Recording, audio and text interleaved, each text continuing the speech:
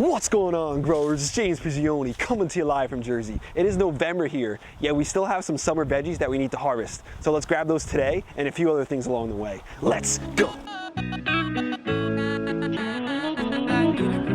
Now that the cold weather is here and the frosts are coming, I want to make sure that I harvest all the rest of my annuals, my summer stuff, anything that's going to get negatively affected by the frost. We want to make sure we harvest that so we can use it, because we put all this time, all this effort into growing it. We want to make sure we get the most out of it, and it's going to be a while till we can get fresh peppers like these. The ones at the store, they're not even close to what you grow yourself. So today's the day we're going to go through and cut all these good peppers out, make sure we get them so we can actually use them and eat them. So we're just going to keep getting all these. You can see this plant had a lot of them on it. Some of them aren't perfectly ripe, but we're not worried about that. We're making sure we get everything today, because when the frost really comes and everything freezes up fully, then it's all going to go soft. It's going to be bad. So we want to make sure we get it before then. Some of them are still really nice though. These are ones we're definitely going to savor. Another plant right next to it. These peppers didn't do fantastic right here, but that's okay. They did okay. They did all right, but I'm going to make some changes for next year. I've got some big ideas. I'm excited to share it with you.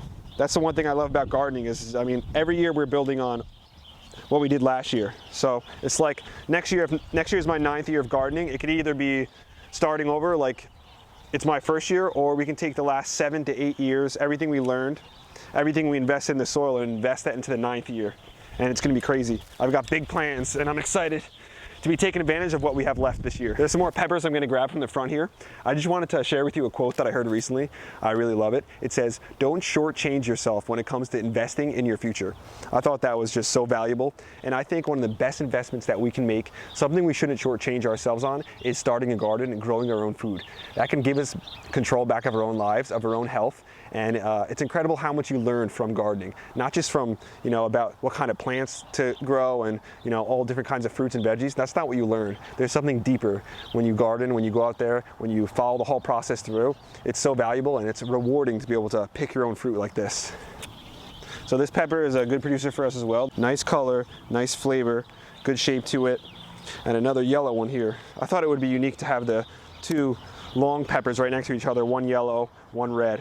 So when we're gardening, we're growing food, yeah, but we're also kind of painting with food and with plants. The garden is like a palette. We can paint it however we want, and that's going to actually determine what we're eating, how healthy we are, and how much fun we're having out here. I tell people, grow food that you want to eat, but also grow stuff that's going to get you excited to get out here. We're going to make sure we grab all these, because we don't want to lose any of them in the frost. Let me drop these peppers in here and get some of these ones. And a lot of you tell me you enjoy the harvest, or one of your favorite things about the videos.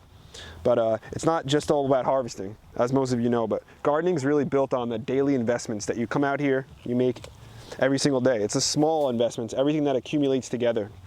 I like to tell people you don't get a good annual garden by going out there one year and just putting the seeds in the ground.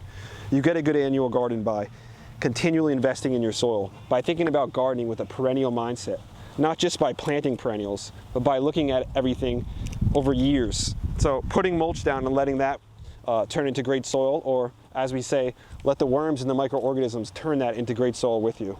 Working with nature rather than going against it. Being a part of the system rather than being an enemy to the system. Grab these sweet peppers over here. And again, we're gonna take all the unripe green ones because we don't want them to go bad.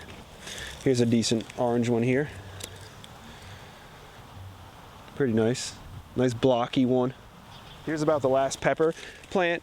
So these ones I'm harvesting here are essentially going to be the last peppers of the year, which is kind of sad, but we're already excited for the next year. Let's see if Tuck wants one of these peppers. Tucky boy, want a pepper, boy? Get him a nice little orange one.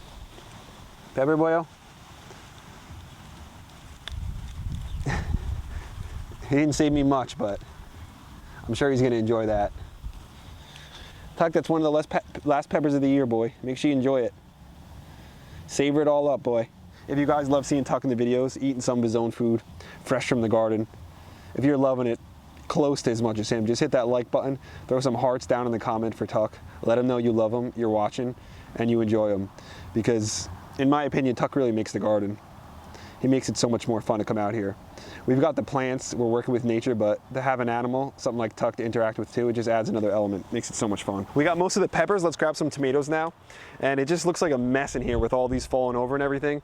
But some of these tomatoes, they got so tall, we're talking over 10 feet, so heavy with the fruit. So next year I'm gonna have to make sure I put these bamboo stakes in a little deeper so they can hold more. But we wanna leave them just for now. We're gonna come through and clean everything up as the season goes on, just a little more. But I like to make sure I keep the tomatoes in the same spot. They love being planted in the same spot every year. So I'll make sure we do that. And then I still have to go through and plant my garlic between the tomato rows as well. So I'll bring you guys along for that if you want to see. Some of these tomatoes are just falling right on the ground. Like this one here, not completely ripe, but still good. This one, a little overripe, but we'll be able to eat that one today. So yeah, some of these are just falling off because the plants have died and are dying. There's one on here, it looks okay. But you can see the frost, it's a little mark, but it's okay. The frost came in and killed all of our annuals. It wasn't heavy enough of a freeze to actually kill the fruit, but just a lot of the leaves and stuff. We'll grab some more tomatoes. Right now I'm not gonna harvest the green tomatoes, even though you could. And the green tomatoes, you harvest those, and then you could just slice them and fry them up. People say they're good like that. I'm gonna go around with the next basket and harvest those, but this time I just wanna get the good tomatoes. Looks like this one's nice. A real nice one for the time of the year.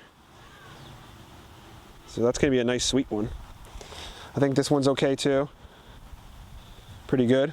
This one, nah, this one's a little, not very good. So we'll give that one to the chickens, or maybe we'll even take it inside and give it to the worms. You have to think about producing your food sooner or later. You can't look to somebody else all the time to look after you, you know. And people often come to my courses and they say, I expect we've got organic food to eat. And I say, well, are you a great organic farmer? And they say, no, I don't farm at all. I say, well, you expect somebody else to work for you. Is that right? And I said, your expectancies are unrealistic. If you want organic food, you have to grow organic food. And if you ask somebody else to do it, you really can't trust it. So, yeah, we'll have to become more responsible for our lives. But what's wrong with that? Let me step into the old food forest to grab some more stuff. I had to put the hat on though because we're in November. It's really getting cold here, especially as the sun's starting to drop. But I'll tell you what, it's an amazing feeling to be able to get fresh, homegrown Jersey tomatoes in November. The only way you're getting that and eating that is if it's from your own garden or a friend. So let's cut this delicious looking tomato right here. This looks like the Rosa de Bern. Oh yeah.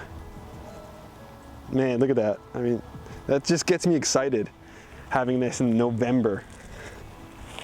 Not even the first couple days either, a little later in November. People come staggering out of my garden, you know, sort of ripped about by thorns and stuff. And they come to the house. I remember a woman coming up and saying, where's your garden, you know? I said, you've been treading on it. And they always carry a handful of ginger, because ginger forms on the surface. And they're going along, they say, oh, somebody left their ginger here. Well, we dropped that one, but still feels okay. That's okay, we got plenty in here, especially this time of year. Right here looks like one of the last really nice tomatoes. We'll grab that one. This looks like the Chef's Choice Orange, which is a good late producer. Really looking nice tomato. Put that one in, and then I have some horseradish over here, which I want to harvest some of it so I can make some horseradish sauce so I can use it on some sandwiches. Let's grab it. Actually, before I grab the horseradish, let me take some of these sweet tomatoes, these little cherries. Some of them aren't good, some of them are great. Nice setup here.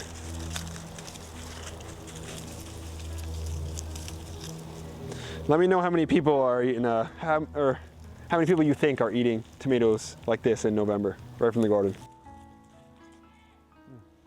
We've got this horseradish right here. You can wait for some of it, you can wait for it to go completely dormant, but I want to get a couple small pieces of the root. It'll continue to produce. One thing with the horseradish is, if you don't dig it up, it can get invasive. It can really start spreading. One little piece of the root and you'll get a whole other horseradish plant growing out of it. I'm actually going to use a fork for this. You know, one of the gardening forks. And horseradish usually grows in about zone 2 to 9. It's a perennial. And like I mentioned, it'll spread a lot if you leave little pieces of the root in the ground if they break up. I'm not too worried about it spreading because I have a good amount of space. So we're just gonna pull back some of these wood chips. And the leaves in spring, the younger leaves, they're spicy like a horseradish is, but they're good. You can put them in salads and stuff. I mean, I want to make a whole salad out of it, but it's a nice little addition. Just loosen this up.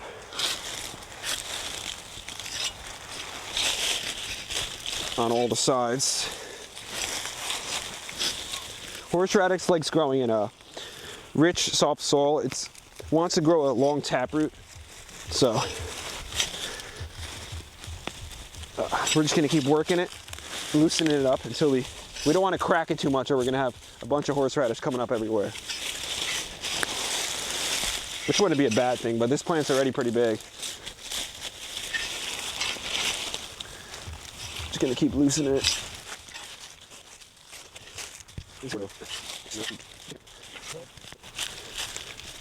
Starting to free up now.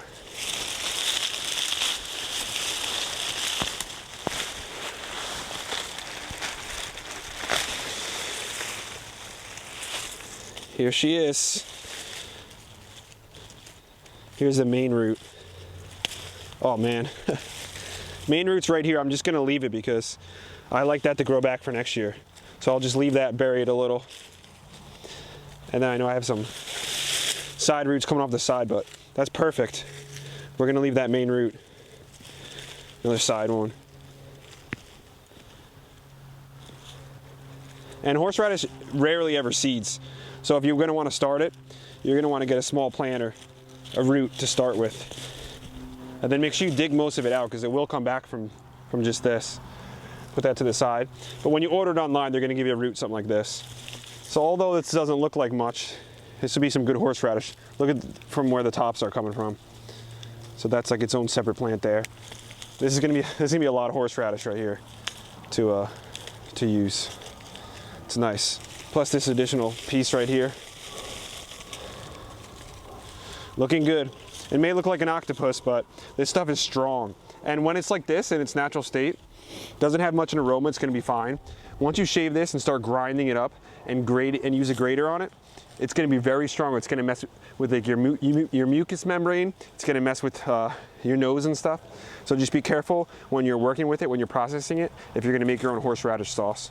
So pretty good. We'll take it inside and make some horseradish sauce. That's today's video, growers. Thanks for watching. I hope you enjoyed it. Hope you got something out of it. As you can see, the horseradish came out nice. Got a good harvest of annuals. So it's gonna be excellent to bring this inside to be able to make use of this. Maybe we'll make some sandwiches. We'll have some fresh tomatoes, have some salads. Overall, a good feeling just to be out here, to enjoy the weather. It's getting a little chilly like I mentioned, but again, to be in the garden, to be in the space that I love to be in, and my own little, as I call it, oasis in suburbia. We'll catch you guys in the next one. If you enjoyed it, hit the like button, hit the subscribe button, share with your friends. Don't forget to check out the merch down low. Tuck and James will be back at you with another one real soon. We out.